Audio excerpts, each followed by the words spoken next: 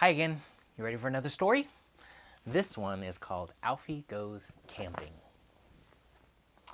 One summer afternoon, Mum hung a sheet over the washing line and weighted it down with stones on either side. Alfie crawled inside. It made a good tent. "I'm camping," Alfie called out. "This is my tent, and nobody can come in here unless I say so." But Annie Rose was already coming in through the other end, uninvited. Alfie went indoors and brought out some important things to put in his tent. He brought a coloring book and some crayons, a saucepan, his old blanket, and his knitted elephant. He spread a rug inside and some cushions to sit on. "Real campers cook their food over a campfire and eat it sitting on the ground," Alfie told Annie Rose. So they put some bits of grass into the saucepan, and they cooked them over a pretend fire. After that, they went inside the tent and lay down on the cushions. Alfie pretended it was nighttime and there was a forest all around full of wolves, snakes, and snarling tigers. Annie Rose was not quite sure whether she liked this part of the game, and she soon trotted indoors to find Mom. Alfie was still in his tent when Dad came home from work. He brought out a mug of tea and drank it sitting by Alfie's campfire. Dad told Alfie that he had owned a real tent when he was a boy and had slept out in it all night. "I'll look in the garage and see if it's still there," he promised. "And if it is, we might try it out next time we go to visit Grandma in the country." Dad did find the tent. Alfie was very excited when the time came to put it up in the field next to Grandma's house. Everyone came out to watch. It was big enough for 2 people to lie down in it.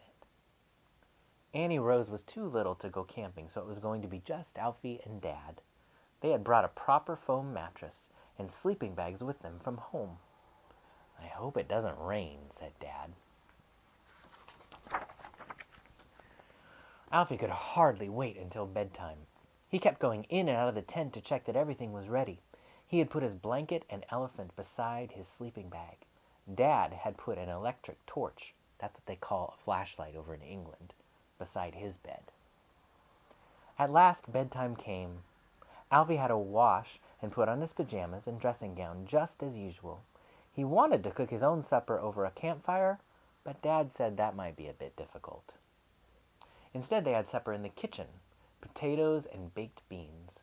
Grandma gave them some apples to take with them into the tent. Then they set out.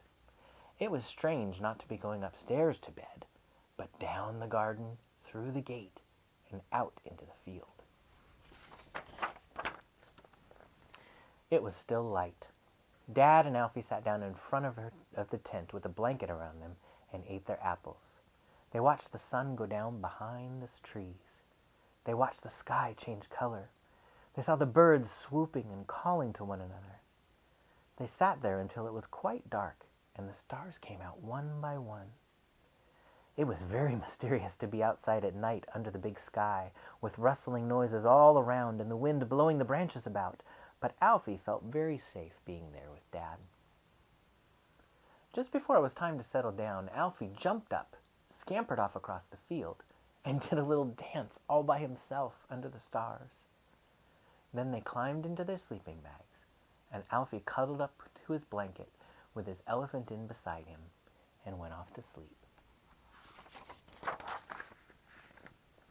When he woke up, it wasn't morning, it was the middle of the night.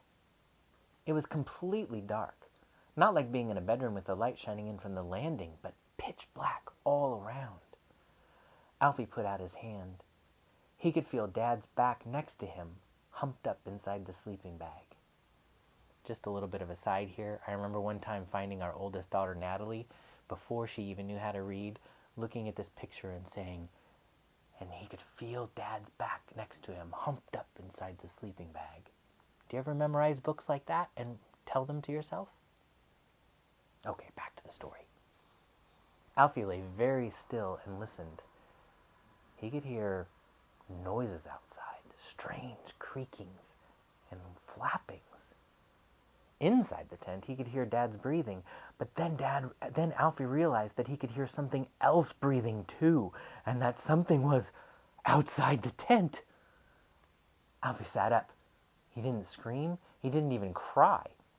He just leaned over and wrapped his arms around Dad's neck and squeezed very tightly indeed. Then, of course, Dad woke up too. Now the breathing thing was just near their heads. It was a very snorty, snuffly sort of breathing. They could hear it moving, too. It was trampling about in the grass. Then it went round the tent to the zip opening, which Dad had left not quite done up, and started to push against it. Alfie was quite sure that something huge and horrible was coming to eat them up. He began to scream and scream. "It's okay, Alfie," said Dad. He felt for his flashlight and switched it on. They saw a big pink nose coming through the tent flap. It had very large, wet nostrils. "It's a pig," said Dad.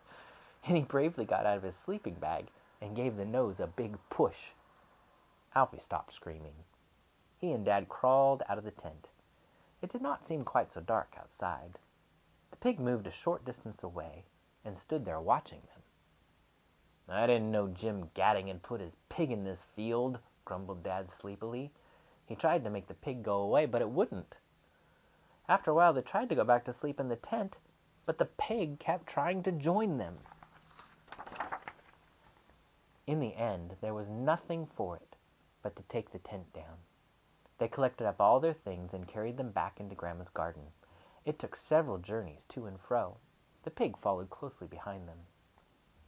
When Dad finally closed the garden gate on the pig, it stuck its snout through the bars and watched them. Dad told Alfie they couldn't very well wake up everybody in the house at that time of night, so they had better put up the tent again in the garden. Alfie thought that was a very good idea. At last they got the tent back up and crawled into it, and the pig got tired of watching and wandered off down the field. Alfie and Dad dozed until it was nearly light. When Alfie woke again, Dad was still fast asleep. Alfie crept quietly out of his sleeping bag and stood in the wet grass in his bare feet. The curtains of Grandma's house were still tightly drawn, but the sun was up, and the birds were making a great noise. Alfie felt very special to be the only person awake and out of doors that sunny morning, and he made up his mind to ask Dad if they could go camping again that very night. I liked that one. I hope you liked it too. We'll see you soon.